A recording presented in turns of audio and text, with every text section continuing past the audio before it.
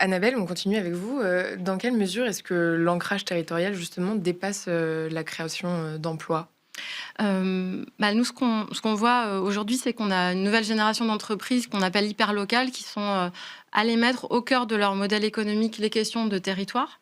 Donc, au-delà de l'emploi, c'est d'aller imaginer dans quelle mesure on peut s'approvisionner localement sur des ressources stratégiques ou plus ou moins stratégiques, hein, donc via du biosourcé, du recyclage. Mais c'est aussi développer de la mutualisation avec d'autres acteurs industriels pour aller chercher là de l'efficience, de l'agilité. Donc, pas uniquement une empreinte économique forte, mais plus de robustesse. Et puis, c'est aussi arriver à projeter son activité dans le temps long. Donc, au-delà de l'emploi en tant que tel, c'est aussi de se dire dans quelle mesure je dépends de ressources. Typiquement, l'exemple de l'Occitane en Provence est intéressant. Je dépends de la ressource en eau sur un territoire en stress hydrique très fort. Donc, a priori, la situation ne va pas s'arranger. Il y a eu un travail de définition de la capacité de l'entreprise à s'approvisionner en eau sur un bassin versant qui a été faite avec les acteurs locaux en se disant qu'il y avait des usages agricoles, d'autres usages industriels qui étaient nécessaires.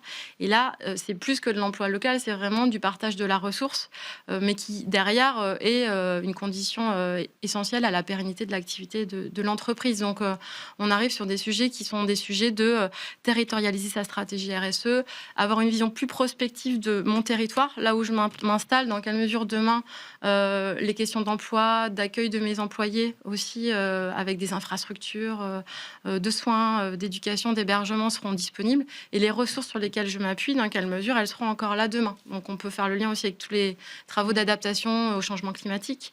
Mais les entreprises, du coup, ont pris la conscience qu'elles évoluent dans des territoires qui ont des contraintes, des ressources et des atouts, et qu'elles doivent se projeter aussi, et sans être seules, puisqu'on sait que tous ces sujets sont portés par des feuilles de route politiques et par des contraintes de partage. Juste un petit point Ouais. de rebond là-dessus. Et effectivement, il y a une étude qui a été publiée par l'agence de notation Moody's sur la base des travaux du GIEC et qui est focalisée sur le territoire européen et américain et qui montre à horizon 2050 des zones géographiques entières qui considèrent qu'ils ne seront plus assurables. Mm. Parce que risque climatique trop important, donc inondations, incendies, sécheresse, etc., déficit de production agricole. Si vous êtes une entreprise et que vous le regardez tout seul, c'est ingérable. C'est de pouvoir, si vous avez un site de production qui est implanté sur ce territoire-là. Et donc il y a un enjeu effectivement d'analyse, bien sûr, mais derrière de coopération pour réussir à faire cette adaptation, parce qu'elle ne se fera pas uniquement à l'échelle d'une entreprise et de son activité seule, elle se fera avec l'aide et l'accompagnement de l'ensemble des acteurs du territoire. Et ça, il y a pas mal d'entreprises effectivement qui commencent à se saisir de ça, comprendre ça, parce que le problème que moi je rencontre, il est rencontré par mon voisin, forcément, puisqu'on habite sur le même territoire, et on a plus intérêt à coopérer ensemble pour résoudre le problème que d'essayer de le résoudre chacun de notre côté. Il y a aussi peut-être derrière tout ça quand même une conjoncture qui est celle d'une ère dans laquelle il semblerait que les ressources soient moins à profusion qu'elles ne l'ont été pendant les 30 Glorieuses, hein, où quand tout va bien, il n'y a pas de conflit de territoire, il n'y a pas de conflit d'accès à la ressource. Globalement, tout le monde en a pour sa part, et au demeurant, les marchés étaient tous haussiers.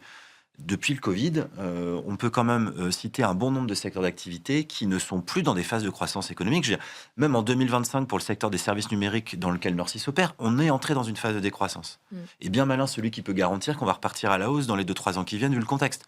Donc c'est aussi ce qui, je pense, justifie, doit motiver et rendre hyper intéressant, y compris d'un point de vue de la pérennité du modèle d'affaires, de se recentrer sur un territoire où on opère, de créer une bien meilleure connaissance avec les parties prenantes, de gagner en confiance, en solidarité, et de se prémunir de risques qui deviennent immaîtrisables. Je veux dire, faire des stratégies à 5 ans aujourd'hui, ça n'a presque plus de sens. Mathias, en quoi les projets que vous menez donc dans l'immobilier sont pensés par rapport au territoire?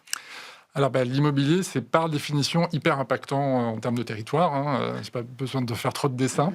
Mais en même temps, ils peuvent être pensés de très loin. Et ils sont d'ailleurs généralement, et en tout cas souvent, pensés de très loin. Donc, il y a effectivement une façon de faire un peu en 2 temps, qui est déjà d'envisager les projets immobiliers très en lien avec les territoires, c'est-à-dire très en amont, pas arriver avec des idées, des projets déjà tout faits, mais travailler avec les habitants, travailler bien évidemment avec les collectivités, qui elles-mêmes peuvent aussi avoir leurs propres idées sur ce dont a besoin le territoire, mais qui peuvent être des idées qui sont déconnectées de la réalité. Ça arrive aussi. Donc il y a un travail très en amont à faire sur, finalement, de se poser la question assez simple, de quoi a besoin le territoire pour pouvoir finalement viser un objectif qui est un objectif de résilience. On va créer des mètres carrés, produire des mètres carrés. Je dis produire exprès, parce qu'on ne fait pas que construire, on fait même d'ailleurs de moins en moins construire. On rénove, on étend, on surélève, on remet des mètres carrés vides en exploitation, et des fois on construit, mais on produit. Donc on va s'attacher vraiment à la réalité du terrain sur les besoins. Donc, le territoire, il entre dans la réflexion avant même l'étude de marché. Bien sûr, on fait des diagnostics territoriaux pour comprendre en termes de logement, en termes de mètres carrés économiques, en termes de mètres carrés de services, que ce soit du commerce, de l'hôtellerie ou que sais-je, et puis à destination de qui, quelles sont les typologies. On voit beaucoup d'élus qui veulent très souvent par exemple des logements familiaux. Ça, c'est le rêve quand même de beaucoup d'élus, alors que la réalité démographique en France, c'est que les ménages font 1,5 personnes en moyenne. Donc quand on s'échine à faire des T4 et des T5, on ne répond pas à des besoins. Donc ça, c'est vraiment analysé. Et puis après, ensuite, c'est quand on réalise.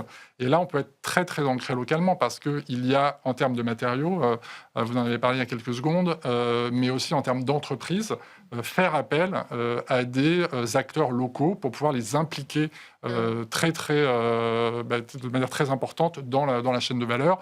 Et une des choses que nous, on fait par ailleurs en plus, et d'ailleurs, ça fait partie des engagements Bicorp de Renman, c'est de faire de l'insertion locale au travers de nos chantiers. Parce que les chantiers, c'est souvent des millions, des dizaines de millions d'euros d'investissement de travaux. Et donc, c'est beaucoup de valeur déversée sur un territoire. Et on peut, au travers de ces chantiers, aider des acteurs locaux, des personnes qui sont en recherche d'emploi à se réinsérer. Donc ça, c'est un des engagements qu'on a. Et c'est comme ça qu'on arrive à pousser l'ancrage local des opérations. Moi, j'avais envie de réagir parce que c'est intéressant, l'exemple de Redman, de montrer que le territoire, ça devient une nouvelle compétence de l'entreprise. On aurait pu imaginer que dans le secteur de la construction et de l'immobilier, ce soit quelque chose d'historique et en fait c'est pas encore forcément partagé par toutes les entreprises du secteur, le fait de partir du territoire pour comprendre ce dont il a besoin. Et ce qu'on voit, c'est que les entreprises qui sont très ancrées localement, elles créent aussi beaucoup de fierté dans les équipes. C'est aussi un facteur de marque employeur très puissant parce qu'on se rend compte, on parlait du pouvoir du territoire et de ce qu'on voit et au quotidien de sentir qu'on a, ce que disait Bruno Latour, on sent qu'on a vraiment du pouvoir sur le réel et c'est un vrai facteur de fidélisation et de motivation des collaborateurs que de se dire maintenant j'ai aussi une relation avec un territoire. Et ça demande aussi des compétences nouvelles, de la formation. Ça peut demander à certaines entreprises de décentraliser un peu certaines décisions qui avaient été, par souci de simplification ou d'efficacité, recentralisées sur les sièges. Et on voit que cet effet d'ancrage territorial, ça redonne aussi du souffle. Je ne sais pas comment vous le vivez chez Redman, mais du souffle et du temps et de l'intérêt dans tous les secteurs. Je pense que c'est valable, ce constat-là. Et justement, vous avez d'autres exemples où l'action collective a permis de résoudre un problème qu'une entreprise ne pouvait pas gérer seule et donc de créer de la valeur? Oui, des actions collectives, on a des beaux exemples de mutualisation. On parlait de mutualisation tout à l'heure. Dans le secteur industriel, il y a des entreprises comme Velum en Alsace qui a décidé de mutualiser sa ligne industrielle de production de LED. Donc c'est assez technique, du thermolaquage. Elle voulait investir, justement, verticaliser sa chaîne de valeur pour maîtriser une étape stratégique.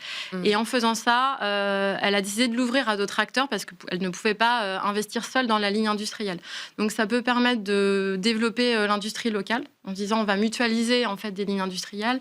Ça peut permettre de mutualiser de la logistique. Il y a des acteurs, les Bretons sont très forts en mutualisation, donc il y a de la logistique qui est mutualisée par les chargeurs de pointe de Bretagne, par exemple. C'est des entreprises, beaucoup de l'agroalimentaire, mais qui vont mutualiser la logistique. Ça peut être mutualiser des compétences. Un autre groupement d'entreprises bretons qui s'appelle Venetis, qui est super, qui a créé dans les années 70 un groupement d'employeurs où en fait ils arrivent à apporter de la sécurité de l'emploi à des travailleurs qui sont sinon des travailleurs saisonniers de l'agroalimentaire. Donc là, ils sont embauchés à plein temps, mais dans plusieurs entreprises. Et c'est des modèles qui sont plus complexes à mettre en place, mais qui, d'un point de vue économique, tiennent la route et d'un point de vue social, sont beaucoup plus intéressants.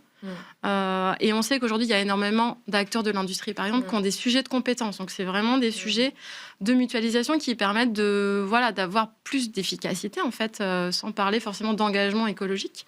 Donc voilà, c'est des exemples de mutualisation entre entreprises. Après, je sais qu'il y a des coalitions, il y a d'autres choses qui sont portées.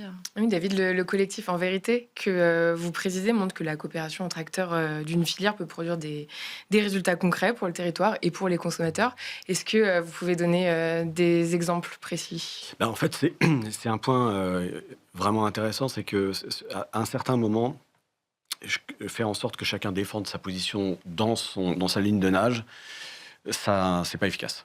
Ça peut marcher un certain temps, mais si on veut franchir des étapes et notamment réussir à mieux valoriser, c'est souvent le sujet qui est abordé, ce qui a été fait comme choix stratégique, quand je pense à la production agricole, quand on produit en agriculture biologique ou en agriculture régénératrice, c'est un peu plus cher que de produire en agriculture conventionnelle. Si cette information-là n'est pas présente de manière claire sur les emballages, il y a un produit vendu à 1 euro et puis un autre vendu à 2 euros. Et la majorité d'entre nous va aller plutôt vers celui à 1 euro parce qu'on n'a qu'une partie de l'histoire et ça nous embête d'aller chercher ce qui se passe derrière. Et donc, ce qu'on fait au sein du collectif En Vérité, c'est qu'on essaye d'objectiver avec des tiers de confiance extérieurs, c'est-à-dire pas que ce soit l'entreprise qui s'auto-proclame vertueuse, mais aller chercher des indicateurs qui montrent de manière claire, comme ça a été fait pour le Nutri-Score en France, c'est-à-dire avant le Nutri-Score, il y a un tableau nutritionnel qui existe sur les produits alimentaires. Si vous retournez les étiquettes, vous avez un tableau avec les lipides, les protéines, les glucides. Tous les fabricants vous disaient l'information est déjà disponible. Si vous n'avez pas fait Bac+12 en nutrition, vous ne comprenez pas ce tableau, en fait. Et ce qu'a fait Nutri-Score sur la base de données scientifiques et d'une modélisation opérationnelle, c'est de le simplifier sur une note A, B, C, D, E. Et bien, ce qu'on voit, c'est que ça permet, quand on est dans un rayon, d'aller plutôt choisir une céréale A ou B versus une céréale D ou E. Moi, j'étais chez Fleury Michon à l'époque quand c'est sorti. Et je peux vous dire, ça a eu un effet absolument fabuleux parce que on avait travaillé sur les recettes, notamment des plats cuisinés. Donc, ça nous permettait de dire, en n'étant pas autoproclamé, que la majorité, c'était 80% des recettes étaient A et B en Nutri-Score. Et ça, c'est beaucoup plus puissant si c'est Nutri-Score qui le dit que si c'est la marque Fleury Michon qui le dit. Et puis, ce que j'ai vu aussi, c'est que avec la recherche et développement, donc ceux qui travaillent les recettes, il y avait une vingtaine de recettes sur lesquelles on avait du mal à améliorer le score avant que Nutri-Score ne sorte. Et on avait des débats sans fin dans l'entreprise pour dire est-ce que là, la graine de riz ou la crème de riz, pardon, ce serait pas intéressant, etc. À partir du moment où Nutri-Score est sorti, on a mis 2 mois à passer les derniers produits qui étaient C en B. Parce que l'équipe R&D, d'un seul coup, elle a été à l'école comme nous tous, et passer la note de C à la note de B, ça a créé une fierté interne, comme on le disait tout à l'heure, et ça a été un accélérateur de solutions. Donc ces dispositifs-là, par la compétition quand même, mais parce qu'ils permettent la comparaison, ils permettent d'accélérer les transformations. Mais là, David, sur donc, un collectif comme celui-ci, on a des entreprises qui parfois peuvent être concurrentes, en tout cas qui sont au cœur d'une même industrie. Quelles sont leurs motivations premières, du coup, à s'unir dans un collectif comme celui-ci? C'est une très bonne question. Elles sont toutes convaincues, en fait, que en poussant, même si elles sont concurrentes dans le même sens, elles obtiendront individuellement plus de bénéfices que si elles le poussent tout seules. Faire advenir un dispositif comme Origine Info, par exemple, qui est le dispositif qu'on a poussé récemment pour donner de manière claire la visibilité sur l'origine des matières premières. On parlait de local tout à l'heure, là c'est Origine France, par exemple, pour les carottes. Ça permet de valoriser individuellement les choix stratégiques de chacune de ces entreprises. Et donc elles ont toutes fait des choix stratégiques différents, mais quand on leur met à disposition un dispositif qui leur permet de montrer ça, eh ben, elles y gagnent toutes individuellement. Mathias, puis Annabelle. Oui, si on parle d'action collective, pareil, je reprends vraiment ma casquette de chef d'entreprise dans l'immobilier. Il y a la nouvelle stratégie nationale bas carbone là, qui est en cours de discussion, la numéro 3, si je ne dis pas de bêtises. Nous, dans l'immobilier, on a un objectif clair, c'est moins 93% d'émissions de CO2, 93, hein, donc c'est énorme d'ici 2050. Donc, on est quand même tous devant des objectifs complètement monstrueux. Et clairement, on ne va pas y arriver seul. Donc, il y a beaucoup d'initiatives collectives qui sont lancées dans le secteur pour, effectivement, comme on dit il y a quelques instants, on ne va pas résoudre tout seul tous les problèmes. Je prends vraiment quelques exemples très concrets. Il y a une action collective qui a été lancée qui s'appelle le booster du réemploi. Pourquoi ? Parce que travailler avec des matériaux de réemploi, c'est bien évidemment ce vers quoi il faut qu'on aille dans notre industrie, mais ça coûte, c'est toujours très compliqué, ça coûte plus cher que le neuf, c'est pas assuré, les bureaux de contrôle n'en veulent pas, etc., etc. Donc on a 1000 problématiques et c'est pas Redman ou je ne sais pas lequel d'autres promoteurs ou acteurs d'immobilier qui va résoudre le problème. Donc il y a un booster qui a été créé pour que tout le monde mette en commun ses réflexions, pour qu'on puisse effectivement collectivement travailler et individuellement en tirer des bénéfices pour pouvoir avancer. Ce booster, il a été mis en place à quelle initiative ? C'est une initiative d'action collective. C'est un groupement qui s'est réuni là-dedans. C'est pas porté forcément par un acteur public, par exemple ou... Non, après c'est souvent aidé. Alors, j'en prends d'autres, parce qu'il y a par exemple l'association Surface Plus Utile, que je cite là, qui est hyper intéressante, parce qu'elle travaille, donc elle aussi, elle est issue de l'association de plein d'acteurs de l'immobilier, avec pour objectif de redonner de l'intensité d'usage à des mètres carrés. Je ne sais pas si vous connaissez les chiffres, mais en Ile-de-France, par exemple, rien qu'en Ile-de-France, il y a 6 millions de mètres carrés vides de bureaux, uniquement de bureaux, je ne parle pas de logement. Donc il y a besoin de redonner de l'usage à ces mètres carrés. Donc les acteurs se sont réunis pour travailler ensemble. D'autres, j'en cite une dernière, c'est Nos villes à 50 degrés. Nos villes à 50 degrés, ça parle tout seul. Mais qu'est-ce qu'on fait ? Comment est-ce qu'on construit aujourd'hui pour pouvoir être adapté dans 20 ans, dans 25 ans. Et voilà, donc il y en a plein d'autres, je ne vais pas les citer toutes, elles sont hyper intéressantes, mais c'était surtout pour parler du principe qui est que les acteurs, devant l'objectif qui est de réduire massivement leur impact, ne peuvent pas y arriver seuls, et donc travaillent ensemble pour essayer de trouver les bonnes solutions. Et aujourd'hui, on voit aussi émerger des coalitions acteurs publics, acteurs privés, qui est une autre forme de partenariat avec des acteurs économiques comme des agences de développement économique qui avant étaient très portées sur l'attraction d'entreprises hors du territoire pour générer des flux qui en fait sortaient aussitôt du territoire parce que les emplois n'étaient pas forcément locaux. Là, se posent plutôt comme des animateurs d'écosystèmes et on a beaucoup échangé avec l'agence de développement économique du Grand Lyon, par exemple, qui s'appelle Invest in Lyon, où ils sont passés vraiment d'une approche animateur d'écosystèmes en se concentrant sur les filières très stratégiques pour le territoire, mais qui sont fragiles. C'est-à-dire, il y a des filières comme la chimie, le BTP, la mobilité ou le textile qui sont leurs filières prioritaires, sur lesquelles ils savent que parfois ils ont l'outil industriel, mais pas la production, ou des fois c'est un maillon de la chaîne de valeur qui manque, où il peut manquer des compétences. Et là, la capacité de la collectivité à créer le tour de table des entreprises et à proposer des investissements mutualisés avec du foncier qui est partagé ou un coup de pouce de la commande publique ou de l'investissement, ça permet en fait une étape de plus qui permet vraiment d'enclencher de l'investissement industriel et de la production. Mais ça se fait de façon assez fine en comprenant d'ores et déjà où sont les points forts et les points faibles du territoire. Donc on sent qu'il y a une professionnalisation aussi des développeurs économiques qui travaillent de plus en plus avec les acteurs locaux et pas des grands groupes fantasmés qui viendraient s'installer sur le territoire, et un travail qui est plus dans la dentelle du territoire en se disant, voilà, c'est ça sur lesquels il faut travailler et c'est ces filières-là dont on a besoin demain, mais les filières, on ne les crée pas tout seul.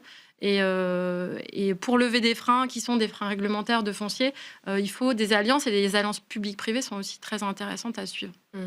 Je vais rebondir là-dessus parce que je vais vous raconter une histoire de cochon. Moi, quand j'étais chez Fleury Michon, on a voulu monter une filière. Le sens propre. Donc. Oui, c'est ça. Une filière bio sur l'élevage de porc. C'est 5% de la consommation de jambon, il faut le savoir, en France, le bio, ce qui est à peu près la moyenne alimentaire. Mais c'est seulement 0,5% des productions françaises.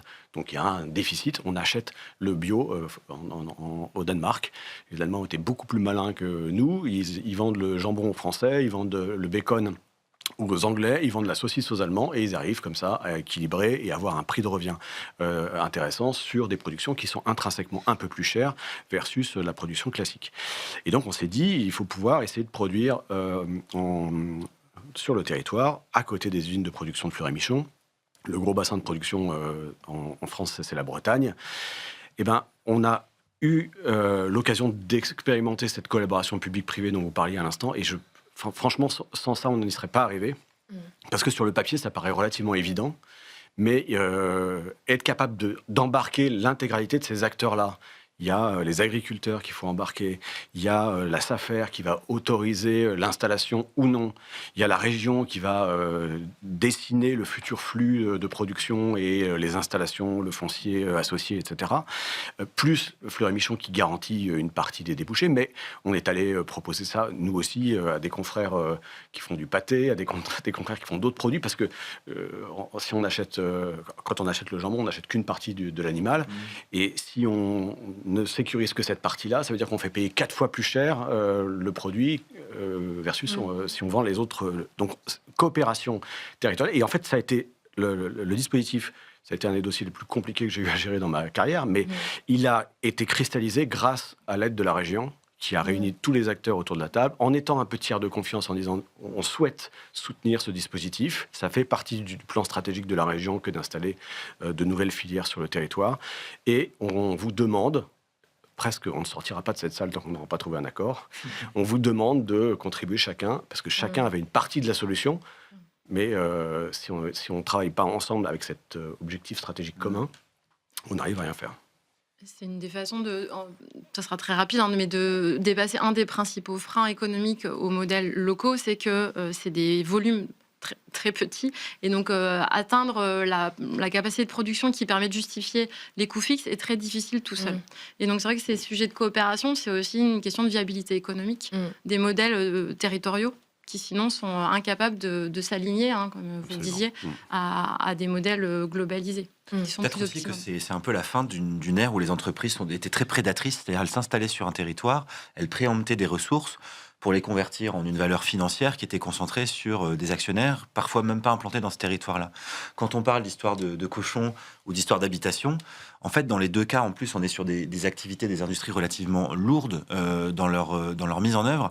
Et on voit bien aujourd'hui que quand il s'agit d'ouvrir une nouvelle exploitation porcine ou de poulet, ou qu'on veut implanter un projet bâtiment, voire qu'on veut faire une autoroute, de toute manière très vite se mettre en œuvre des dynamiques citoyennes qui n'ont pas envie de voir arriver ce type d'activité sur leur territoire, connaissant les externalités négatives qu'elles peuvent générer dans la conduite des opérations. Donc en plus de tout ce qu'on a déjà évoqué depuis tout à l'heure, la place qu'occupent les citoyennes et les citoyens qui sont impactés par ces activités désormais semble quand même grandissante. Donc opérer avec des tiers de confiance comme des régions, mobiliser des écosystèmes tout entiers, semble être les meilleures garanties que peuvent se donner les entreprises de mener à bien des nouveaux projets d'implantation, de développement, d'évolution de leur filière. Si elles fonctionnent en silo, elles sont quasiment vouées à l'échec. Mathias, s'ancrer localement, ça implique des choix difficiles. Vous avez parfois renoncé à des projets pour respecter le territoire, des renoncements qui peuvent sembler être des pertes à court terme et qui deviennent en réalité un levier de valeur durable. Est-ce que vous pouvez nous expliquer ? Oui, alors Redman, effectivement, est une société qui est labellisée B Corp depuis 6 ans maintenant. Et de ce fait, on a pris un certain nombre d'engagements. Un de ces premiers engagements, c'est de ne pas étendre la ville, donc de respecter le ZAN, donc le zéro artificialisation nette, pardon, pour l'acronyme. Et ça, déjà, c'est un renoncement sur beaucoup de projets, parce qu'en fait, l'immense majorité des développements immobiliers se font sur ce qu'on appelle le greenfield, donc on trouve des nouveaux terrains, on construit. Quoi qu'on construise dessus, bien ou pas bien, ça reste quand même de l'étalement avec des problématiques qui vont avec. Et ça, c'est quelque chose qu'on ne fait pas. Donc, oui, de ce point de vue, déjà, c'est une sorte de renoncement assez fort chez nous. Et ensuite, après, épisodiquement, sur des typologies de projets qui peuvent être développés chez nous ou qui nous sont proposés, on s'est doté, nous, d'une grille d'analyse des projets, donc en termes de foncier, bien sûr, mais aussi en termes d'impact carbone, d'énergie, de déchets, de réemploi, etc., etc. Et qui fait qu'il y a des projets, pas mal de projets, sur lesquels on ne va pas parce qu'ils ne remplissent pas les cases qu'on se donne. Et même, des fois, je prends un exemple assez récent, où on part sur un projet, là, on part sur une rénovation d'un bâtiment pour en faire pour en faire un hôtel. C'est ancré localement, je ne vais pas rentrer trop dans le détail, mais on vise à y développer de l'hôtellerie de proximité. Et donc là, on est vraiment sur la rénovation d'un bâtiment. Et il nous a été proposé une espèce de seconde phase pour y implanter des maisons avec service d'hôtellerie d'un client qui était avec qui on travaillait et à qui on a dit non. Nous, on ne pourra pas réaliser ce projet parce que ça ne rentre pas dans nos critères. Pourtant, c'était entre guillemets du chiffre d'affaires qu'il y avait juste à ramasser. Donc oui, ce sont des renoncements, Oui. mais donc ça peut être considéré comme de la perte à court terme. Mais moi, le sentiment que j'ai, et vraiment en tant que chef d'entreprise, ça fait presque 20 ans qu'on a monté Redman, c'est que c'est ce qui apporte de la valeur à la structure et on traverse aujourd'hui une crise assez grave en matière d'immobilier, certainement dans d'autres secteurs aussi, mais je connais moins, donc je ne veux pas me prononcer, mais l'immobilier est en pleine tempête. Et je trouve que c'est la stabilité, la résilience de la boîte est liée au fait qu'on n'a pas, ces dernières années, ces derniers mois, pris des paris ou pris des directions sur des projets qui n'avaient ni queue ni tête, simplement une réflexion financière qui tournait la route, qui tenait la route, ou qui tournait tout court, et qui en fait ne tournerait pas en pleine crise. Et donc aujourd'hui, on n'est pas embarqué dans des projets, je dirais un peu foireux. J'ai pas d'autres mots là en tête. Et alors, on est en pleine tempête, c'est pas simple, etc. Mais la boîte est résiliente parce qu'elle a fait des choix exigeants il y a quelques années, c'est ce que je veux dire.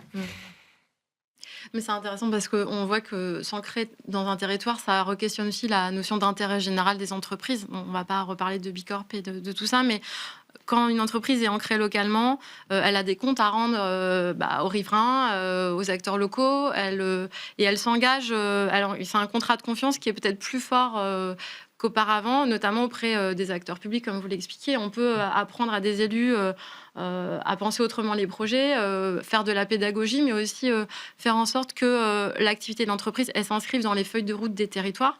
Typiquement, on parlait de climat, mais les territoires ont leur feuille de route climatique, ont leur feuille de route démographique, et arriver à s'engager auprès des acteurs en disant notre proposition, elle s'inscrit aussi dans le futur du territoire.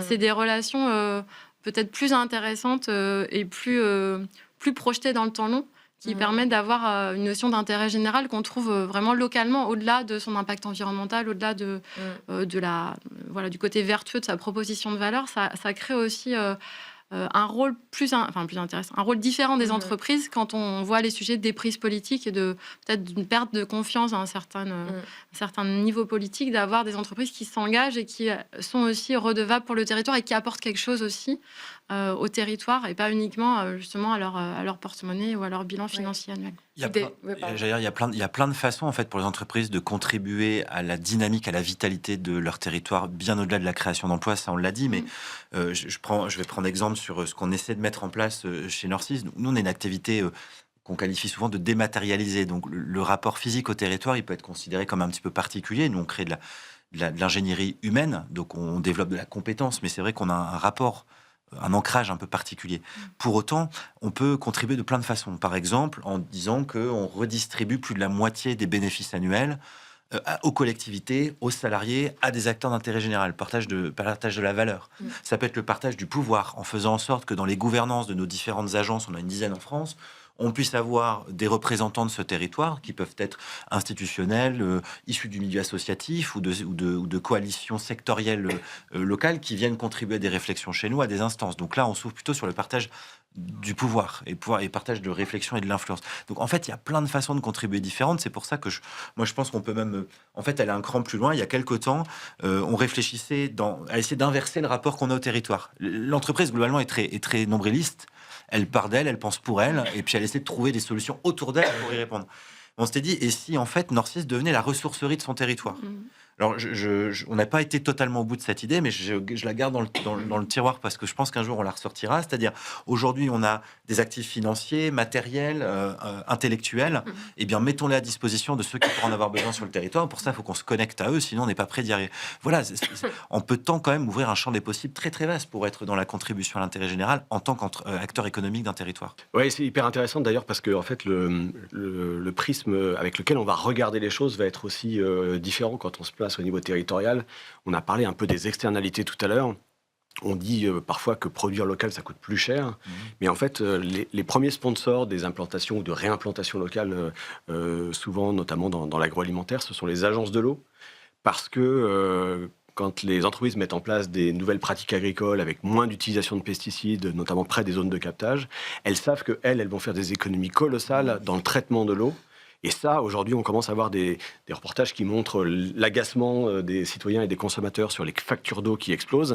Et ben, en fait, tout est lié. Si la production agricole se transforme, il y a effectivement des économies qui sont faites. Et aujourd'hui, alors ça, c'est sur un sujet pesticides, on estime en France que le coût lié à la dérive alimentaire, donc surpoids, obésité, maladies cardiovasculaires, c'est 40 milliards d'euros traités et pris en charge aujourd'hui par l'assurance maladie, par la collectivité. Donc on accepte de payer de manière détournée quelque chose qu'on ne paye pas à la source.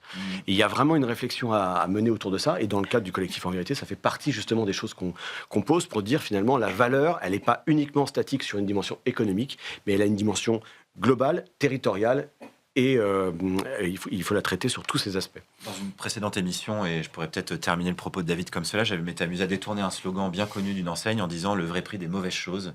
Et c'est peut-être ce qu'il faudrait qu'on arrive à faire afficher pour que l'on consomme bien mieux, parce que le mieux manger, c'est la santé des sols et aussi de ceux qui travaillent dessus et qui consomment. Exactement. Merci David, merci à tous les quatre. On passe à notre dernière séquence, c'est le pari d'avenir.